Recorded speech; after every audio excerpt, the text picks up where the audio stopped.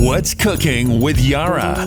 Welcome to another edition of What's Cooking with me, Yara, on NileFM. And it is time for yet another episode with two recipes. Now, today, we're going to be making a main dish and a dessert that you will absolutely love. So let's start off with the main dish, which is going to be chicken broccoli stir fry. And for dessert, it's going to be a pull-apart apple bread. Now, for the main dish, though, this is the perfect dish to serve over white, fluffy rice. Now, if you have some basmati rice, that would be awesome as well. But if you are a fan of chicken and broccoli, well, this is the dish for you.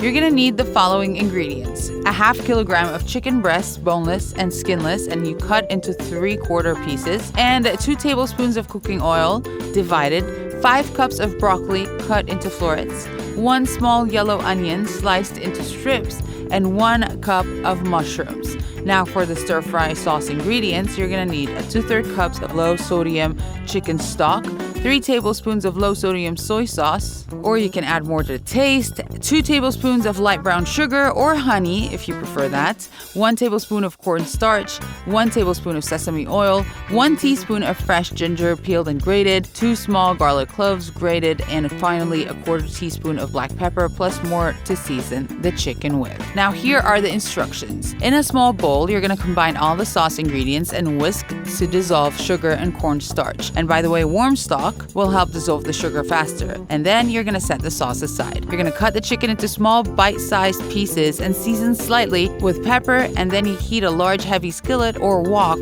over medium-high heat, and you're going to add 1 tablespoon of oil. At this point, you're going to add the chicken in a single layer and let it sit undisturbed for about 1 minute to get a good sear. And then you're going to stir fry for another 5 minutes or until golden brown. Just cook through, then remove to a bowl and loosely cover to keep warm. In that same skillet, you're going to add another tablespoon of oil along with the broccoli florets, sliced onions, and sliced mushrooms, and you're going to stir fry 3 minutes or until the mushrooms are softened and the broccoli is crisp, tender, and then you're going to reduce the heat to medium-low. You're going to give the sauce a quick stir and make sure there aren't any of the starch left, and then you're going to pour the sauce all over the vegetables, and you're going to let it simmer for about 3 to 4 minutes or until the sauce is thickened and garlic and ginger are mellowed in flavor. And to thin the sauce, just in case it's too thick, you just add water a tablespoon at a time, just a tablespoon. And then you're going to return the chicken to the pan and sear another 30 seconds or until heated through. Add more soy sauce to taste if needed, and of course, serve over hot rice. Now, I'm so excited about the next recipe, which is the pull-apart apple bread. This is loaded with butter, apples, and cinnamon, and if you're not on a diet, you're going to want to make this over and over again. Now, we're going to cut our ingredients into 3 parts. We're going to start off with the bread dough ingredients. You're going to need 3.5 cups of all-purpose flour,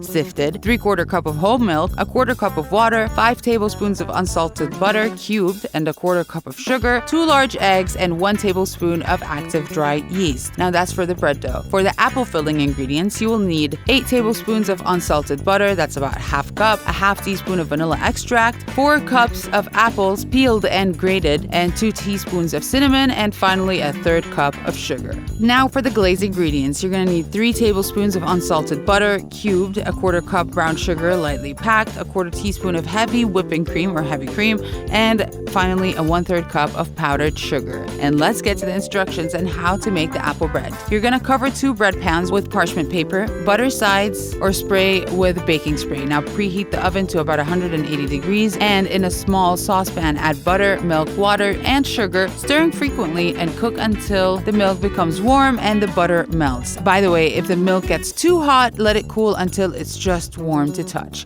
Now, you're going to sprinkle yeast over the warm milk and stir, cover the bowl, and allow yeast to activate and become foamy, and that's going to take about 5 minutes, and then you stir in 2 beaten eggs. You're going to add the flour to a large mixing bowl, form a well in the center, like a circle that's deep in the center, and add the warm milk to the mixture, and you fold the flour until the dough is soft and no longer sticks to your hands or to the bowl. And by the way, you can add additional flour, about a tablespoon at a time, as needed until the dough is no longer sticky, it's not sticking to the bowl or to your fingers. And then you cover the dough with plastic wrap and let it rise for about 1 hour at room temperature. At this point, transfer the dough to a generously floured work surface, lightly sprinkle top with flour, and use the rolling pin to roll into a rectangle that's about 18 inch by 20 inch. Now, in a small bowl, use a fork to combine the butter and the vanilla and spread the butter evenly over the rolled dough dough, then spread the grated or diced apples evenly over the top, and then you're going to combine the cinnamon and the sugar and you sprinkle evenly over the dough. It's just layers like that. And then you're going to cut the dough into 5 long uniform strips, and you're going to cut the strips into squares, stack the dough and transfer it to bread pans, dividing the dough between the 2 pans. Now, you're going to cover the pans again with a towel or a plastic wrap and let it rise for another 30 minutes, and then you're going to bake uncovered at 180 degrees for about 25 to 30 minutes or until the bread is golden in color. And afterwards, you're going to allow the bread to cool completely before applying the glaze. Now, here's how you make the glaze. In a saucepan on medium-high heat, combine the butter, sugar, vanilla, bring to a light boil, add the heavy whipping cream, stir to combine, and remove from heat, set aside to cool. Once the glaze is cooled, add the powdered sugar,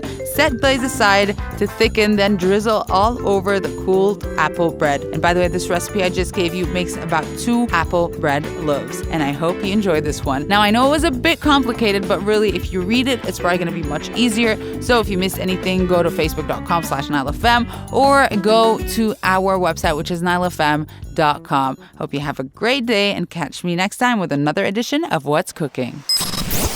What's Cooking with Yara, only on NileFM.